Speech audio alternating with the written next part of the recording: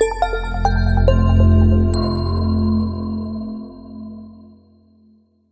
everyone, it's Mike Hambright with FlipNerd.com. Thanks for joining us for this episode of the Expert Interview Show, where I interview leaders and entrepreneurs from across the real estate investing industry. So if you're new to the show, hey, welcome. You're going to enjoy this show for sure.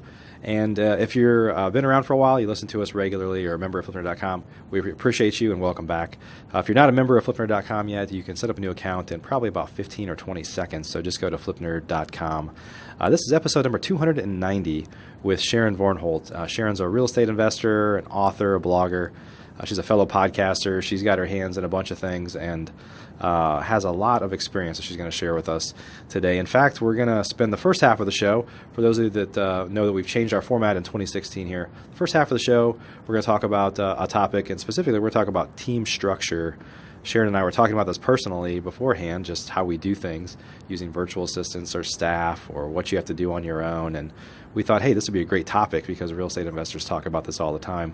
The second part of the show for our members is we're going to focus on creating a marketing plan. It's one of the things that Sharon teaches a lot to her students, and those that follow her know that she's really big on having a marketing plan, because in this business, if you don't have leads, if you're not marketing, then you don't have a business. So we're going to talk about creating a marketing plan in the Taking Action segment. But let's go ahead and get started. Hey, Sharon, how are you today? I'm great, Mike. Thanks for having me on again. Yeah, great to see you again. And so as we were talking about beforehand about team structure, and I'm big on virtual assistants. I know you are. I also have some staff. I think sometimes folks get caught up with virtual assistants, assuming they can outsource everything. And there's a bunch of stuff that they can't get out of the way on, which I struggle with that, to be honest. With some things, I don't know how to delegate some things. Like this show, I couldn't obviously outsource that. You couldn't outsource your show. And so, I think a lot of people understand conceptually what they could do with their business, but there's hang-ups somewhere that end up allowing them to probably not be as efficient as they might be able to. You agree with that? Yeah, I agree with that. I think people get hung up on the fact that there's one way they have to do it. Yeah. When I think each business is unique. You and I talked about this before. Your business model is different than my business model. And I told you I had a model where I call them mouse to feed. And so when I was invested part-time for about 10 years, and I had another business during that time for 17 years. And when I decided to invest full-time, that was my one criteria, to not start out with, I call them people to feed. So, but it is challenging, and there are things that you just can't outsource to a virtual assistant. Yeah. Why don't we talk about, maybe we could share each other's experiences with virtual assistants and staff. Why don't you say this? You had a really successful home inspection business for a long time, and you kind of made this conscious effort, as you just said, to not have in-person staff, and there's probably a number of reasons why. Why don't you talk about why you didn't want that, and maybe some of the things you learned from that? Well, I wanted more freedom. It's a big responsibility, for one thing, if you to have other people to take care of, to feel responsible for their income. Right. And I wanted, I'd had an office, and I had a full-time person who happened to be my daughter. She worked with me for all those years, and then we had inspectors. So it got to be where, well, as you know, when you have staff, a lot of dollars are going out. Yeah. So I made a conscious decision to go a different route. And one of my competitors asked me if they could hire my daughter away from me.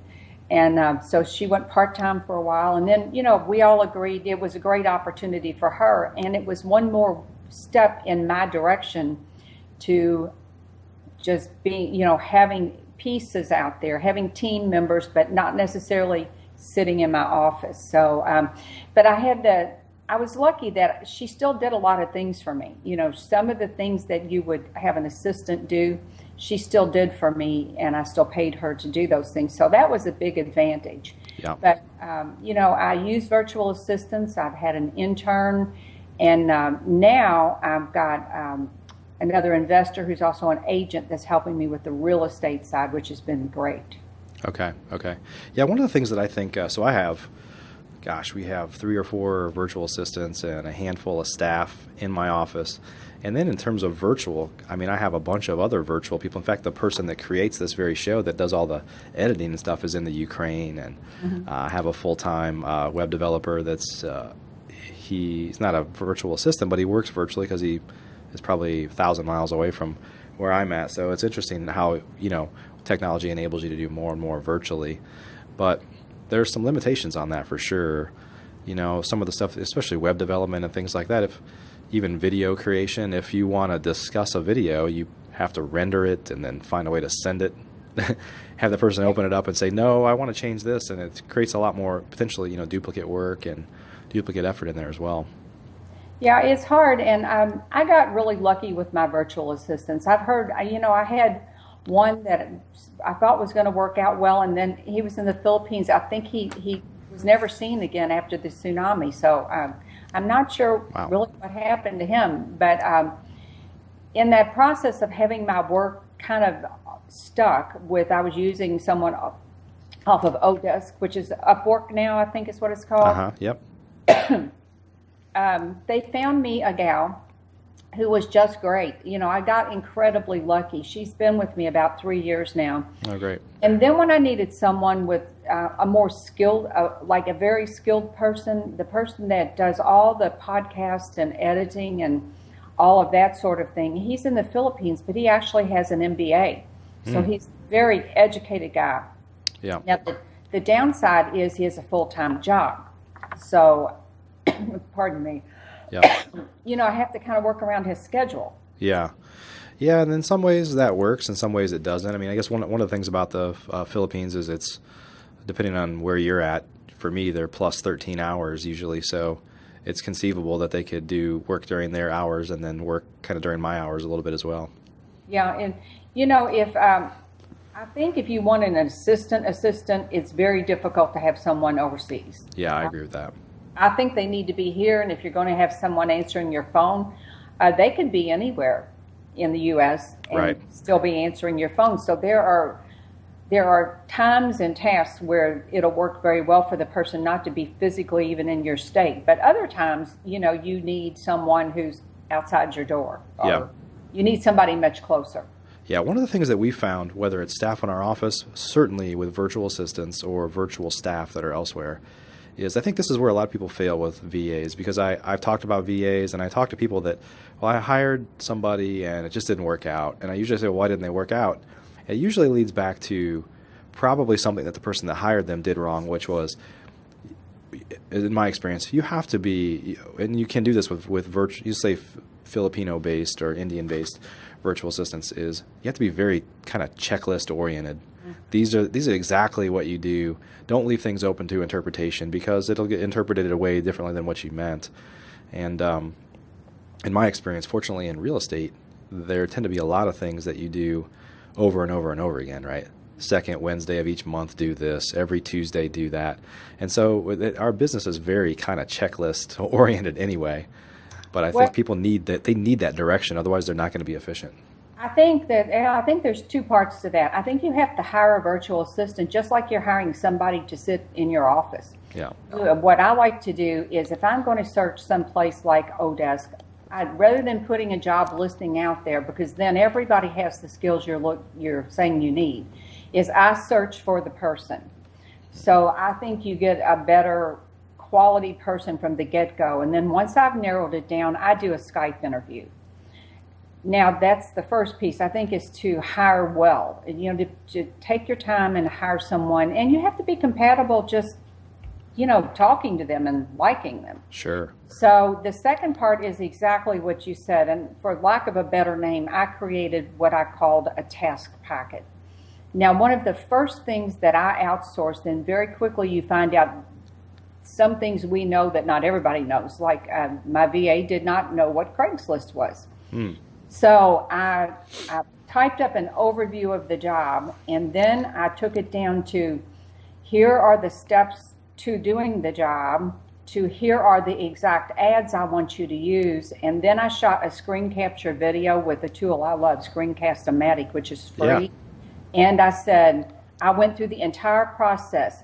here is what Craigslist is, here's how you get there, Craigslist Louisville, here's where you go, here's what you do, and here are the things to watch out for. But I just created one of those like task packets for everything she was going to do. Now, we've been doing this long enough now that I can say, hey, would you do this? And most of the time she can say yes. But if it's a completely new thing she's never done, then I do the whole process over again. And the upside to that is, if she ever leaves, I've got the training materials. Absolutely. I can hand that to someone else. Yeah, that's really key, because as a lot of the burden is on you to create that training. All the burden is, right? And so if you can use it over and over again. In fact, I actually have a new office manager starting here today, and we had a bunch of training. We're like, go watch this, do this, here, learn about the business.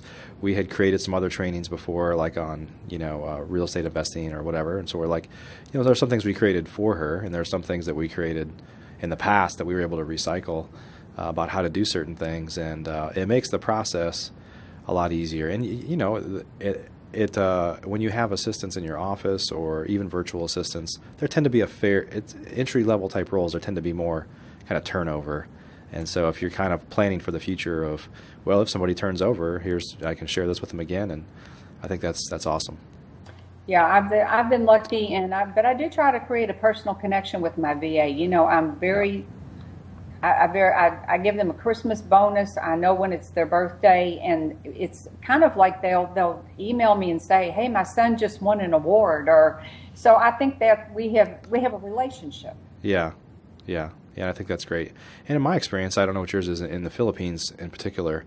Most VAs that I've had are very loyal. They very much want to please the person they're working for. They really want that stability, and so I think it's a good thing to have a relationship. Well, they want the work, and the other piece of it is you can get someone for a couple of dollars an hour. I generally, their wage over there is about $2.50, $3 an hour. If you double that, you've got a very loyal VA, and you still have a drop dead, inexpensive person to do your work. Yeah, to the point to where I have one of my main assistants. She regularly is working way more than 40 hours, and I'm like, don't get burned out. And she's like, well, I love this. I love my job, and I don't have anything else to do anyway, or things like that. And so if somebody doesn't like their job, they're not going to do that. Mm-hmm. Yeah. No, let's talk a little bit about what folks can do maybe differently than what they've tried with VAs or staff in their office. I think here's one challenge is, you talk to a lot of newer real estate investors, and I do too. I think a lot of challenges, they hear things like, well, I'm going to hire a virtual assistant or an assistant in my office, or I'm going to hire a buyer, an acquisition manager type person. The challenge is they're not running a big enough operation to support any of those people. So sometimes they forget that they can't keep those people busy. So maybe you could take a minute to talk about how if folks aren't doing enough volume to kind of keep full-time people, whether it's salespeople or virtual assistants or admins, how they might be able to kind of overcome that. Well, I think you have to pay for performance. So most of the people that I know that have acquisition managers, they pay per deal. Yeah. They work out per deal. So if that person doesn't work and they're not getting any deals, they know pretty quickly there's a problem. And if that person is not putting deals together, let's say I have my marketing set up, the leads are coming to my phone. If nothing is turning into a deal, then you have to stop and ask that person, what's the problem? Right. Because they're not going to get paid until they do something. That's pretty much universally how, I know a number of people who run big operations who have one actual employee, which is an assistant. Mm. Everybody else, they figured out how to pay for performance. Yeah. Now, when it's virtual assistants, I think people need to understand you don't have to hire them full time. You can pay them by the hour, by the task, bid a job. Sure. So that's one way you can start out. If you have a budget of $20 a week and you can get somebody to work for you, a top-notch person to work 4 or 5 hours for you, and that may be enough to keep you afloat. I think it all goes back to, when you're thinking of outsourcing, think of the lowest level jobs that you do that you can get rid of to leave yourself in the position to do the things that only you can do. And for most people, I think they think they want an acquisition manager, like you said, when they don't have enough deals. Right. So they are the acquisition manager. So Right, they right. do all the other stuff, and then when they get the deal flow up, then's the time to start figuring out, okay, how can I pay this person? Yeah, that's great information. Yeah, so the key is, like you said, with VAs, you can start small. I think with acquisition managers, or buyers or kind of salespeople, it's hard to do that if you're not doing enough volume, because that means that they're working for somebody else too, and they're like, are they going to be available when you need them? That's always a challenge. So. Hey everyone, it's time for the Taking Action portion of our show. If you're hearing or watching this show at this point, you're on our basic version. You may be watching it on flipnerd.com or listening to our podcast on iTunes or Stitcher, somewhere else, possibly even YouTube. So we'd love for you to join us for the rest of the show, but only our pro and elite level members have access. So as a pro and elite level member, you get access to a whole bunch of great information and deals and lots of other great content on flipnerd.com.